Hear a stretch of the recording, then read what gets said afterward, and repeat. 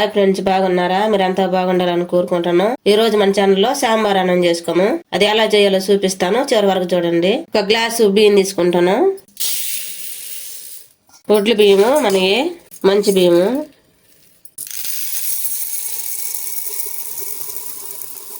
ఒక కప్పు బియ్యం తీసుకున్నాం కదా, హాఫ్ కప్పు కందిపప్పు తీసుకోవాలి. హాఫ్ కప్పు కందిపప్పు రెండు నానబెట్టుకోవాలి. ఈ విధంగా కడిగి 2 సార్లు నీళ్ళు వంపేసుకొని నానబెట్టుకోవాలి. బియ్యం కందిపప్పు నానబెట్టుకున్నాం కదా, ఆ నీళ్ళన్నీ వంపేసుకున్నాము. వంపేసిన తర్వాత దీంట్లోకి టమాటా ముక్కలు రెండు టమాటాలు కోసినాను సన్నంగా. ఆ టమాటా ముక్కలు వేస్తున్నాను.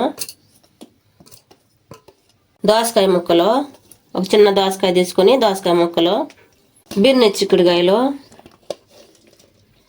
బెండకాయ ముక్కలు,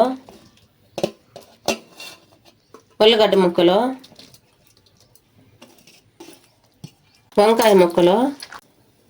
ఈ విధంగా సాంబార్లో వేసుకునే అన్ని రకాల ముక్కలు వేసుకోవచ్చు. వంకాయలు, బెండకాయలు, చిక్కుడుకాయలు, టమాటాలు, ఉల్లగడ్డ, మునక్కాయ లేదు, మునక్కాయ లేదు, అన్ని ఈ విధంగా వేసుకోవాలి. ఇంట్లో ఉన్నాయి మనకి అయితే ఉన్నాయి అందుబాటులో, అవి వేసి చేసుకోవాలి. ఇప్పుడు ఈ వాటర్ పోసుకోవాలి. 5 గ్లాసులు పోసుకోవాలి.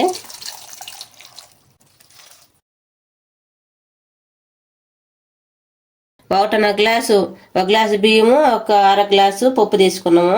అన్ని వేసుకున్నాం కదా. ఒక స్పూన్ పసుపు వేసుకోవాలి. ఒక స్పూన్ ఉప్పు వేసుకోవాలి. ఈ మూత పెట్టి ఉడికించుకోవాలి. చిన్న నిమ్మకాయ సైజు అంత చింతపండు నానబెట్టుకోవాలి. కడిగి నానబెట్టుకోండి. మన అన్నం ఉడికేటప్పుడే ఉల్లిపాయ ముక్కలు కూడా వేసేసుకోవాలి. ఉడికిందో లేదో మూత తెచ్చొద్దాం. ఈ విధంగా ఉడికింది. ఉడికిన తర్వాత కారం వేసుకోవాలి. ఒక స్పూన్ కారం వేసుకోవాలి. మనం చింతపండు తీసుకున్నాం కదా, అది మెత్తంగా కలుపుకొని రసం తీసుకోవాలి. చింతపండు గుజ్జు అంతా పోసుకున్నాం కదా, మొత్తం కలుపుకోవాలి. మూత పెట్టి ఉడికించుకోవాలి. మళ్ళా అన్నం అడుగుతుంది కదా, దానికోసం మనం పోపు పెట్టుకోవాలి. సైడ్ ఇంకొక బాండ్లు పెట్టుకొని ఆయిల్ వేసుకోవాలి. 2 స్పూన్లు ఆయిల్ వేసుకున్నాను. ఆయిల్ బాగా వేడైన తర్వాత ఒక స్పూన్ జీలకర్ర వేసుకోవాలి. ఒక స్పూన్ తాలింపు గింజలు వేసుకోవాలి. ఒక స్పూన్ మెంతులు వేసుకోవాలి. ఇప్పుడు జీడిపప్పు వేసుకోవాలి. కొంచెం ఇంగ వేసుకోవాలి. కరివేపాకు వేసుకోవాలి. తెల్లపాయలు వేసుకోవాలి 2. ఇవి బాగా వేసుకోవాలి.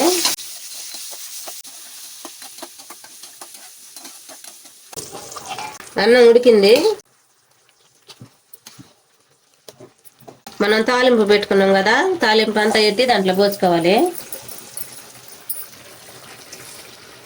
పోసిన తర్వాత ఇదంతా కలుపుకోవాలి.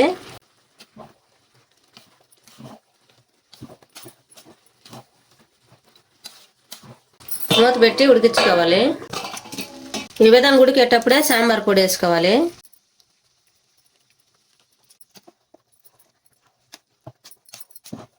మొత్తం కలుపుకోవాలి. వేసిన తర్వాత ఉడికిన తర్వాత నెయ్యి వేసుకోవాలి. పైన ఒక స్పూన్ నెయ్యి వేసుకున్నాను నేను. ఇప్పుడు స్టవ్ ఆపేసి దించేసుకున్నాము. సాంబార్ అన్నం రెడీ అయింది. ఈ వీడియో మీకు నచ్చినట్లయితే లైక్ చేయండి, షేర్ చేయండి, సబ్స్క్రైబ్ చేసుకోండి, పక్కన ఉన్న బెల్ నొక్కండి. Thank for watching.